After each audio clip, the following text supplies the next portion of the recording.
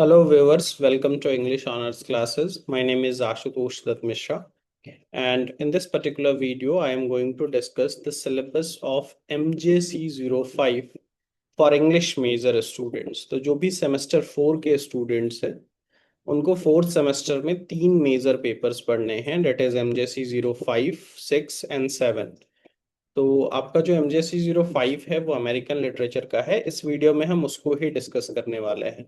6 और 7 जो है वो नेक्स्ट वीडियोस में डिस्कस किए जाएंगे। So let's have a look.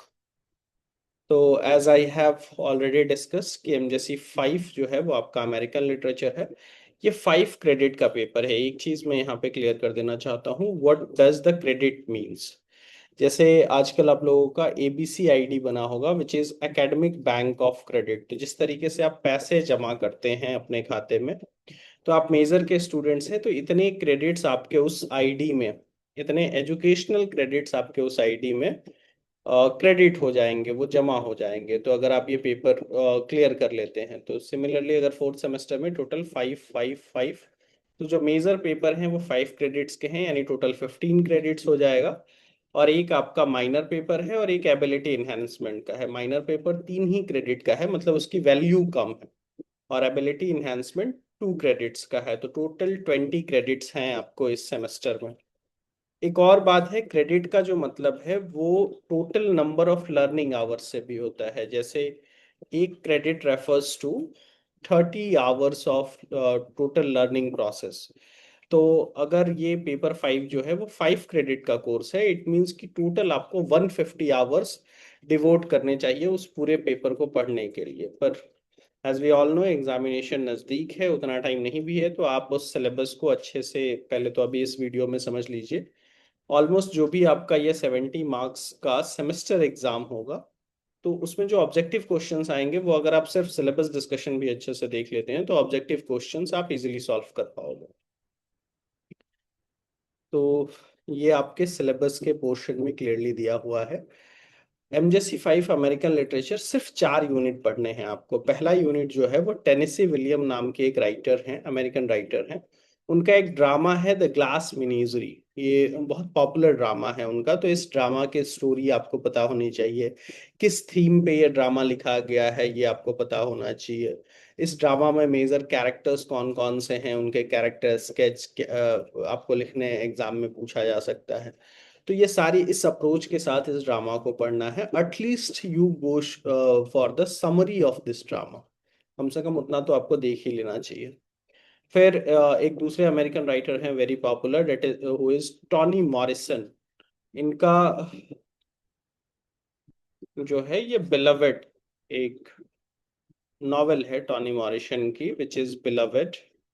ये भी बहुत पॉपुलर है और ये एक नॉवेल आपको पढ़नी है। जो थर्ड यूनिट है वो शॉर्ट स्टोरीज की यूनिट है, जिसमें 4 शॉर्ट स्टोरीज पढ़नी है। पहला एडगर एलन पो की। एडगर एलन पो को हम फादर ऑफ शॉर्ट स्टोरीज भी कहते हैं शायद, और डिटेक्टिव फिक्शन के लिए वो जाने जाते हैं। सो द परलायन लेटर इनकी एक शॉर्ट स्टोरी है जो आपको पढ़नी है। परलायन रेफर्स टू चुराया हुआ, something which has been stolen, और अ, जिसको गलत तरीके से एक्वायर किया गया हो। तो द परलाइन लेटर ये एडगर एलन पो की एक शॉर्ट स्टोरी है, वो आपको पढ़नी है। ओ हेनरी की बहुत सुंदर short story the last leaf. जिन लोगों की स्कूलिंग शायद बिहार बोर्ड से है, उनमें भी ये क्वेश्चन, ये ऑलरेडी ये शॉर्ट स्टोरी आप लोगों ने स्कूल के टाइम पे पढ़ी होगी, क्लास 12th या स्कूल के दौरान, हाई स्कूलिंग के दौरान द लास्ट लीफ पढ़ना है। ओ हेनरी की बहुत फेमस स्टोरी है द लास्ट लीफ। फिर F स्कॉट फिट्जगेराल्ड की द क्रैकअप एक शॉर्ट स्टोरी। विलियम फॉकनर का ड्राई सितंबर। तो 4 शॉर्ट स्टोरीज आपको पढ़नी है, ऊपर एक ड्रामा और एक नॉवेल। उसके बाद यहाँ पे जो 4 राइटर्स के नाम आपको दिख रहे हैं, that is Anne Bradstreet, Walt Whitman, Alexie Sherman और रॉबर्ट फ्रॉस्ट। इन चारों राइटर का एक एक जो है आपको वो पोइट्री पढ़ना है। तो जो चौथा यूनिट है, फोर्थ यूनिट, वो पोइट्री का है। यानी एक ड्रामा, एक नॉवेल, फिर short stories and then poetry. और ये सारे अमेरिकन राइटर्स है, तो paper is of American literature. तो एन ब्रैडस्ट्रिट का द प्रोलॉग, वॉल्ट विटमैन की very famous poetry O captain my captain, बहुत फेमस पोम है। जो लीव्स ऑफ ग्रास नाम का उनका एक सिलेक्शन पोएट्री कलेक्शन है उसमें से ही लिया गया है। वो captain my captain is very famous, और उनकी एक और पोएट्री पैसेज टू इंडिया का पूरी पोएट्री नहीं पढ़नी है, लाइन 1 to 68। फिर एलेक्सी सरमन एलेक्सी का प्रो टेस्टामेंट एवोल्यूशन, और रॉबर्ट फ्रॉस्ट की दो पोयम, एक द रोड नॉट टेकन, ये भी आपने अपने स्कूल के दौरान पढ़ी होगी, और सेकंड पोयम भी बहुत इंटरेस्टिंग है, which is stopping by words on a snowy evening. तो ये चार पोएट्स हो गए, चार शॉर्ट स्टोरी राइटर्स, एक ड्रामेटिस्ट और एक नॉवेलिस्ट। यही आपको पूरे अमेरिकन लिटरेचर के सिलेबस में पढ़ना है। Let's move forward. मैं इन सारे वर्क्स को बहुत ब्रीफली और थोड़ा सा डिस्कस कर देता हूँ। So before moving forward, there is a short notice for you all. If you are looking for any kind of expert guidance in English literature, चाहे वो UG या PG मेजर का हो, तो आप English Honors classes से directly given number पे contact कर सकते हैं। They are providing classes for UGC NET as well, and all the details can be seen on their website, that is ugcnetenglishLiterature.com। तो एक एक करके सबसे पहले मार्क्स डिस्ट्रीब्यूशन भी थोड़ा सा देख ले। जैसे आपको ये पता होना चाहिए कि आपका जो एग्जाम है वो 70 मार्क्स का ही होता है, जो सेमेस्टर एंड एग्जामिनेशन होंगे। जो 30 मार्क्स का एग्जामिनेशन होगा वो CIA जिसको बोलते हैं, कॉन्टिन्यूअस इंटरनल असेसमेंट, ये आपके कॉलेज के दौरान ही, सेमेस्टर्स के दौरान ही ये 30 मार्क्स आपको को जो है वो कॉलेज देता है। इंटरनल असेसमेंट में 70 मार्क्स का आपका सेमेस्टर एंड एग्जामिनेशन जो है वो होंगे। तो क्या पैटर्न रहता है, तो 10 ऑब्जेक्टिव क्वेश्चन आते हैं और फिर शॉर्ट आंसर और लॉन्ग आंसर। तो 10 मार्क्स, 10 क्वेश्चंस, 20 मार्क्स के ऑब्जेक्टिव, शॉर्ट आंसर क्वेश्चन 4 का आंसर आपको करना होगा, 5 मार्क्स इज 20 मार्क्स का ये। और फिर लॉन्ग आंसर्स हो जाएंगे जिसमें 3 आंसर्स आपको करने होंगे, तो 30 मार्क्स ये। ऑफिशियल डिस्क्रिप्शन तो सिलेबस में यही लिखा हुआ है। कई यूनिवर्सिटी डायरेक्टली इसको फॉलो नहीं करती हैं और थोड़े बहुत चेंजेस वो अपनी तरफ से कर देते हैं, पर नॉर्मली क्वेश्चन का जो पैटर्न है वो यही होता है कि 10 ऑब्जेक्टिव क्वेश्चन, फिर short answer and then long answer questions. चलिए एक एक करके, जैसा मैंने बोला था आपको कि जो पहला यूनिट है वो आपका ड्रामा का है, which is the glass menagerie by Tennessee Williams. ये एक इंपॉर्टेंट अमेरिकन ड्रामा है जो 1944 में पब्लिश हुआ था। ये एक मेमोरी प्ले है जिसमें जो नैरेटर है, नैरेटर का मतलब कि वो ड्रामा जो नैरेट कर रहा हो, जो सुना रहा हो, वो टॉम विंगफील्ड है। ये एक सेमी ऑटोबायोग्राफिकल प्ले है। इट मीन्स कि जो इसके राइटर्स हैं उन्होंने अपने पर्सनल लाइफ के एलिमेंट्स या पर्सनल लाइफ के इंसिडेंट्स को इस ड्रामा में यूज किया है। जो मेजर कैरेक्टर्स हैं वो है अमेंडा, टॉम, लॉरा, जिमो कॉर्नर और मिस्टर विंगफील्ड, ये इसमें। जो यूनिट 2 आपका नॉवेल जो है वो बिलवेड बाय टॉनी मॉरिसन। ये भी एक अमेरिकन नॉवेल है। It was published in the year 1987। इसके जो प्रोटैगनिस्ट का नाम है वो सीथ है, और इस नॉवेल के लिए टॉनी मॉरिसन को पुलिट्जर प्राइज मिला था इन the year 1988, and it was also based on a real life story of Margaret Garner. ये छोटे छोटे जो फैक्चुअल इंफॉर्मेशन है वो याद रख लीजिएगा, because it can be asked in the form of objective question in your exam. और ये अमेरिकन सिविल वॉर के बाद सेट किया गया था, और स्लेवरी का जो लास्टिंग इफेक्ट्स है, स्लेवरी यानी कि दास प्रथा, उससे उसको ये नॉवेल एक्सप्लोर करती है। तो ये मैं बहुत बेसिक आइडिया आपको दे रहा हूँ। If you all need detailed notes on these particular units, you can directly contact us। और अगर पॉसिबल हुआ तो धीरे धीरे हम लोग इन सारे नॉवेल्स पे एक एक अलग अलग वीडियोस भी आपको प्रोवाइड करेंगे। यूनिट 3 जो है वो आपकी शॉर्ट स्टोरीज है। शॉर्ट स्टोरी में जैसे मैंने बताया है कि 4 अलग अलग शॉर्ट स्टोरी आपको पढ़ने हैं। जो पहला है वो परलाइन लेटर, एडगर एलन पो।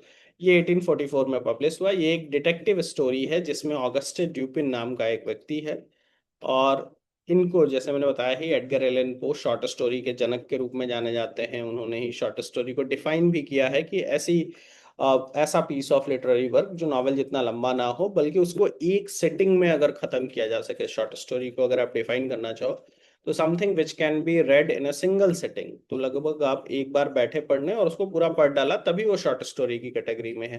This definition was given by Edgar Allan पो। तो यहाँ पे एक स्टोरी टॉक्स अबाउट, ये डिटेक्टिव स्टोरी है, सस्पेंसिव डिटेक्टिव वाली जो स्टोरीज होती हैं, फादर ऑफ डिटेक्टिव फिक्शन भी, डिटेक्टिव स्टोरीज भी एडगर एलन पो को कहा जाता है।